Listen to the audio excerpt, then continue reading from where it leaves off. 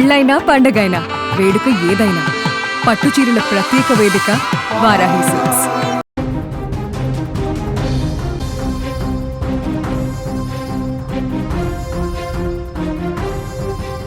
Visakhapatnam steel ప్లాంట్లో సంభవించిన ఘోర ప్రమాదం నగరాన్ని దిగ్భ్రాంతికి గురిచేసింది.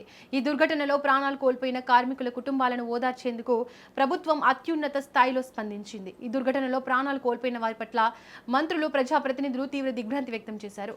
ప్రమాదం జరిగిన వెంటనే స్పందించిన హోంమంత్రి అనిత అధికారులతో ఎప్పటికప్పుడు మాట్లాడుతూ సహాయక చర్యలను పర్యవేక్షిస్తున్నారు.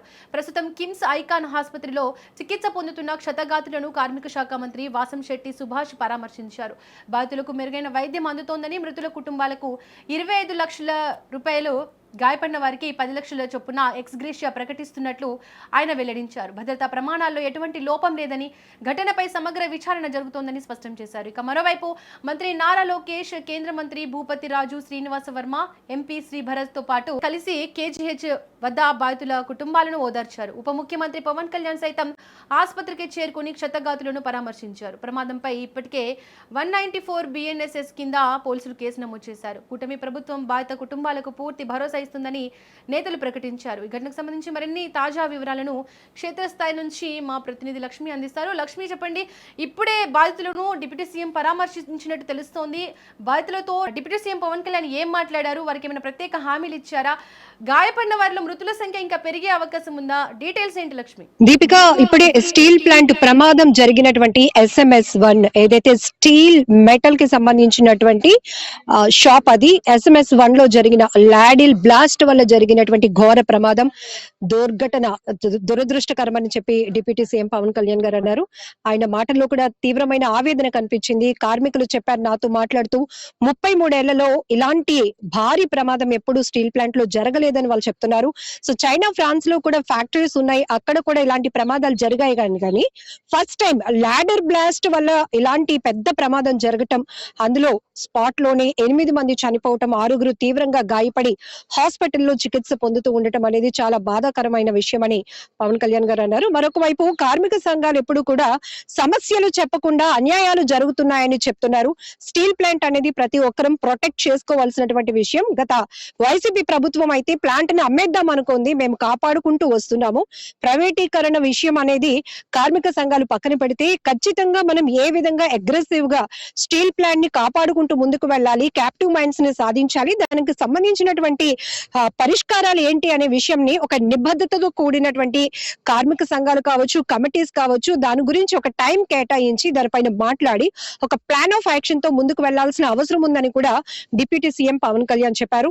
సో మరొక వైపు ఆయన విశాఖ చేరుకోగానే ఎయిర్పోర్ట్ నుంచి నేరుగా కిమ్స్ హాస్పిటల్లో ప్రమాద బాధితులు ఎవరైతే క్షతగాత్రులు ట్రీట్మెంట్ లో ఉన్నారో వాళ్ళతో నేరుగా మాట్లాడి వాళ్ళ యోగక్షేమాలు అడగడంతో పాటు బెటర్ ట్రీట్మెంట్ ఇవ్వాలని మేనేజ్మెంట్ కి కూడా ఆయన ఆదేశాలు ఇచ్చారు. అలానే బాధిత కుటుంబాలను కూడా పరామర్శించి వారికి ధైర్యం చెప్పారు పవన్ కళ్యాణ్. మరొక వైపు కార్మిక శాఖ మంత్రి సుభాష్ ఇప్పటికే హాస్పిటల్లో ట్రీట్మెంట్ లో ఉన్నటువంటి వారిని పరామర్శించడంతో పాటు అట్లనే మృతదేహాలను కూడా ఎక్కడైతే ఉన్నాయో హాస్పిటల్ కు వెళ్ళటం, ఆ బాధిత కుటుంబాలను ఆయన కూడా పరామర్శించారు. మృతుల కుటుంబాలకు 25 లక్షల రూపాయలు, మరొక వైపు క్షతగాత్రులకు 10 లక్షలు కూడా ప్రకటించడం జరిగింది. మరొక వైపు ఇప్పుడు మీడియాకి బ్రీఫ్ ఇస్తూనే డిప్యూటీ సీఎం చెప్పడం జరిగింది, మృతుల కుటుంబాలకు సంబంధించినటువంటి పిల్లలకు చదువులు కంటిన్యూ అవుతాం, వాళ్ళకి ఇష్టమైతే గనక క్వార్టర్స్ ని ప్రొవైడ్ చేస్తామని చెప్పారు.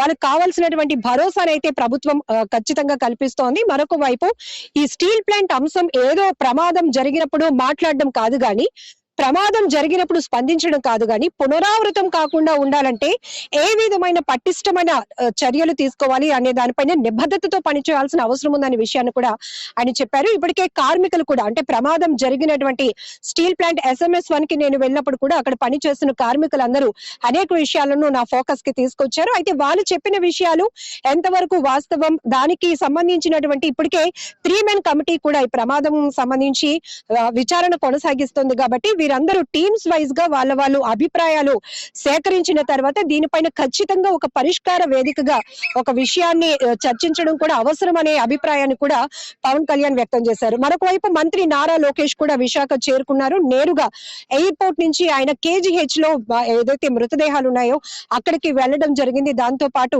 అక్కడ కుటుంబ సభ్యులతో కూడా మాట్లాడి వారికి భరోసా ఇవ్వడం జరిగింది. ఆ తర్వాత 7 Hills లో ట్రీట్మెంట్ లో ఉన్నటువంటి వారిని కూడా పరామర్శించారు. కిమ్స్ హాస్పిటల్ కి వెళ్లారు. అలానే ప్రమాద ఘటనా స్థలం ఎక్కడైతే ఉందో SMS-1 కి కూడా నారా లోకేష్ అక్కడికి చేరుకోవడం జరిగింది.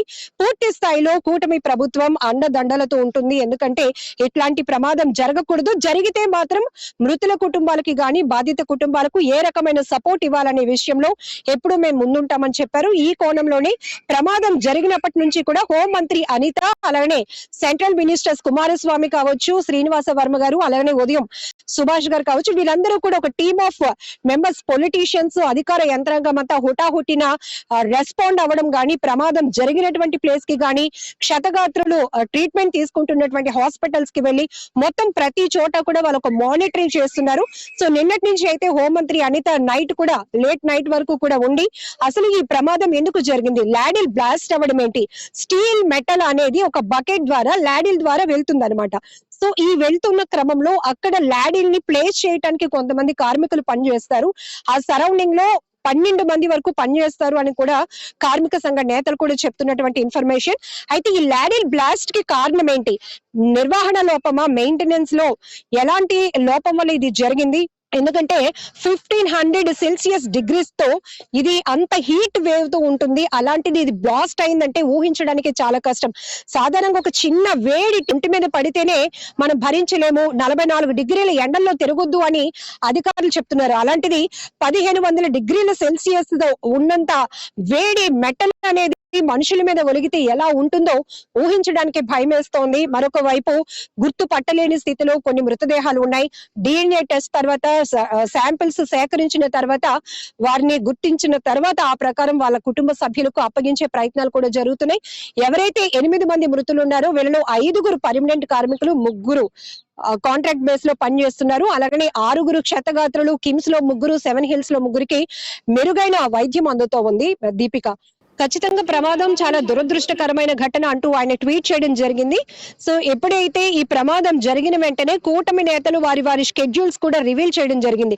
ఎందుకంటే పలానా సమయంలో కేంద్ర మంత్రులు వస్తున్నారు, నారా లోకేష్ వస్తున్నారు, లేకపోతే డిప్యూటీ సీఎం వస్తున్నారు అని చెప్పి వరుస పర్యటనలు. ఎందుకంటే ఇక్కడ అత్యవసరంగా స్పందించాల్సినటువంటి ఆ ఘోర ప్రమాదంగానే దీన్ని ట్రీట్ చేస్తున్నారు కాబట్టి ఖచ్చితంగా ప్రభుత్వం ఏ రకమైన ఇనిషియేటివ్ తీసుకోవాలో ఆ రకంగా ముందస్తు చర్యల్లో తీసుకోవడంలో గాని, బాధిత కుటుంబాలకు అండగా ఉండటంలో గాని, వాళ్ళకి భరోసా ఇవ్వటంలో కానీ, ఇటు ఆర్థిక పరమైనటువంటి హామీ ఇవ్వటంలో కానీ కూటమి ప్రభుత్వం ముందుంది. మరొక వైపు కార్మిక సంఘ నేతలు కూడా ప్రైవేటీకరణ అంశం ఎప్పుడైతే తెరపైకి తీసుకొచ్చారో ఆ తర్వాత నుంచి ప్లాంట్ అనేది నెగ్లిజెన్సీకి గురవుతోంది. చాలా రకాలుగా టెక్నికల్ గా కానీ మ్యాన్ పవర్ ని కుదించేస్తున్నారు, పని ఒత్తిడి పెరుగుతోంది. మరొక వైపు ఇది సీ షోర్ కి, గంగవరం పోర్ట్ కావచ్చు, లేకపోతే బీచ్ కి దగ్గరగా ఉన్నటువంటి ప్లాంట్ కాబట్టి రష్ పట్టేస్తున్నాయి మెటీరియల్స్ అని. ఈ నిర్వహణ లోపం వల్ల కూడా ఇలాంటి ప్రమాదాలు జరుగుతున్నాయి. ప్రమాదం జరిగితే మాత్రం పెద్ద ఎత్తునే ఆస్తి, ప్రాణ నష్టం కూడా జరుగుతుంది అంటూ మరొక వైపు కార్మిక సంఘ నేతలు చెప్తున్నారు. అయితే జగన్మోహన్ రెడ్డి నిన్న ట్వీట్ కూడా చేయడం జరిగింది. ప్రమాదం చాలా దురదృష్టకరమైన ఘటన, బాధితులకు మెరుగైన ట్రీట్మెంట్ అందించాలి, ప్రభుత్వమే స్పందించాలి అన్నట్టు. కానీ వైసీపీ నుంచి కానీ ఏ మంత్రులు అంటే పొలిటీషియన్స్ కానీ లేకపోతే జగన్మోహన్ రెడ్డి కూడా బాధితులను పరామర్శించడానికి వస్తారు అనేది అధికారికమైనటువంటి ఇన్ఫర్మేషన్ ఇంకా ఏమీ లేదు. దీపిక, లక్ష్మి, భద్రతా ప్రమాణాల్లో ఎటువంటి లోపం లేదని అటు మంత్రులు చెప్తున్నారు. అయితే కార్మిక సంఘాలు ఏమని అభిప్రాయపడుతున్నాయి? కోసం చెప్పాలి, ఇది పూర్తిగా టెక్నికల్ తో కూడినటువంటి అంశం. ఇక్కడ ఎన్నో ఏళ్లుగా కార్మికులుగా పనిచేస్తున్న వారికి మాత్రమే ఏ సెక్టార్స్ లో ఏ పని ఉంటుంది, అక్కడ ఎంత డేంజరస్ ప్లేస్, అక్కడ ఎంత అలర్ట్ గా ఉండాలన్నది వాళ్ళు మాత్రమే తెలుస్తుంది. పొలిటీషియన్స్ వాళ్ళ పొజిషన్స్ ఏవైనప్పటికీ కూడా స్టీల్ ప్లాంట్ లో వివిధ విభాగాల్లో జరుగుతున్నటువంటి పని గురించి కానీ, అక్కడ మెటల్ గురించి కానీ, మెటీరియల్స్ గురించి కానీ, మెషినరీ ఎక్విప్మెంట్ ఎలా ఉంటుంది, దాని ప్రమాద స్థాయి ఎలా ఉంటుందనే మాత్రం ఎవరికి అవగాహన లేదు. పూర్తిగా చెప్పాలి అంటే ఇక్కడ ఒకటి పారదర్శకంగా మాట్లాడుకోవాల్సిన విషయం ఏంటంటే, టెక్నికల్ గా మాకు దానిపైన ఎలాంటి అవగాహన ఉండదు. కానీ ఇప్పుడు 3 మ్యాన్ కమిటీ ఏదైతే కూటమి ప్రభుత్వం నుంచి మనం ఏర్పాటు చేయడం జరిగిందో, స్టీల్ ప్లాంట్ లో ఉన్నటువంటి ఏదైతే కార్మిక సంఘాలు కార్మికులు తమ నోటీస్ కి తీసుకొచ్చినటువంటి ప్రతి అంశం పైన కూడా కూలంకుషంగా ఫోకస్ చేస్తాం. ఎందుకంటే ఇదే అత్యంత దురదృష్టకరమైనటువంటి భారీ ప్రమాదం అని చెప్పాలి.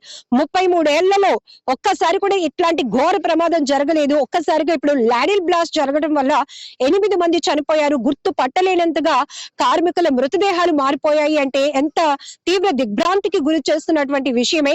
సో పొలిటీషియన్స్ ఎవరికి అంతగా నాలెడ్జ్ అయితే ఉండదు. ఎవరైనా టెక్నికల్ పర్సన్స్ వాళ్ళకి ఫీడ్బ్యాక్ ఉండటమో, లేకపోతే ఇక్కడ ఈ పొజిషన్ లో ఇలాంటి పని జరుగుతుంది, ఇక్కడ ఏమైనా మిస్కమ్యూనికేట్ అయినా లేకపోతే మెయింటెనెన్స్ లోపమైనా ఇలాంటి ప్రమాదం జరగడానికి అవకాశం ఉంటుందని వాళ్ళు కన్వే చేస్తే తప్ప నేరుగా పొలిటీషియన్స్ కి దానిపైన అంత నాలెడ్జ్ ఉండే అవకాశం కూడా ఉండదు. దీపిక, లక్ష్మి, ప్రెసెంట్ కార్మిక సంఘాలు ఏం డిమాండ్ చేస్తున్నాయి? కార్మిక సంఘాలు చెప్తున్నాయి ఖచ్చితంగా ఇది దురదృష్టకరమైన ఘటన అయినప్పటికీ కూడా కార్మిక వాళ్ళ ఎవరైతే మృతుల కుటుంబ సభ్యులను అలానే ఎవరైతే క్షతగాత్రులు ఉన్నారో ఆ కుటుంబాలకు ఆదుకోవాల్సిన బాధ్యత ప్రభుత్వానిది. ఇక్కడ కూటమి ప్రభుత్వం అని చెప్తున్నారు కాబట్టి ఖచ్చితంగా మృతుల కుటుంబాలకు ₹1 కోటి ఎక్స్గ్రేషియా ప్రకటించాలని చెప్పి నిన్న ప్రమాదం జరిగిన తర్వాత నుంచి కూడా కార్మిక సంఘాలు తీవ్రంగా పట్టుబడుతున్నాయి. మరీ ముఖ్యంగా మళ్ళీ ఇలాంటి ఘటనలు పునరావృతం కాకుండా ఇప్పటి నుంచే ఒక ఇనిషియేటివ్ అనేది ఖచ్చితంగా అగ్రెసివ్ గా తీసుకోవాల్సినటువంటి అవసరం కూడా ఉంది. ఇప్పటికే మ్యాన్ పవర్ ని కుదించేశారు. టెక్నికల్ గా నిష్ణాతులైన వారిని కాకుండా అడ్మినిస్ట్రేటివ్ విభాగం నుంచి తీసుకొచ్చిన వారితో ఈ పనులు చేయించాలి అనుకుంటే ప్రమాదాలు ఎప్పటికైనా తప్పవు.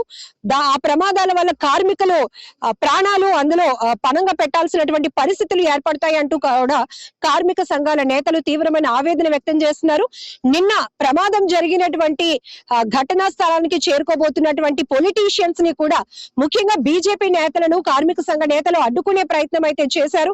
మరొక వైపు కొందరు వారిని వారించి ఖచ్చితంగా మేము న్యాయం చేస్తాము అని చెప్పే ప్రయత్నం చేయడం వల్ల పోలీసుల ఇన్వాల్వ్మెంట్ వల్ల ఆ ఉద్రిక్తత కాస్త తగ్గిందని చెప్పాలి. దీపిక, లక్ష్మి, ప్రెసెంట్ రాజకీయ నాయకులు కానీ అధికారులు కానీ అక్కడే ఉన్నారు. ప్రస్తుతానికైతే ఇప్పుడే డిప్యూటీ సీఎం పవన్ కళ్యాణ్ ప్రమాదం జరిగినటువంటి ఘటన తర్వాత అక్కడ కార్మికులు ఆయన నోటీస్ కి తీసుకొచ్చినటువంటి విషయాల గురించి కూడా మీడియాకి బ్రీఫ్ ఇస్తూ కొన్ని విషయాలను చెప్పారు.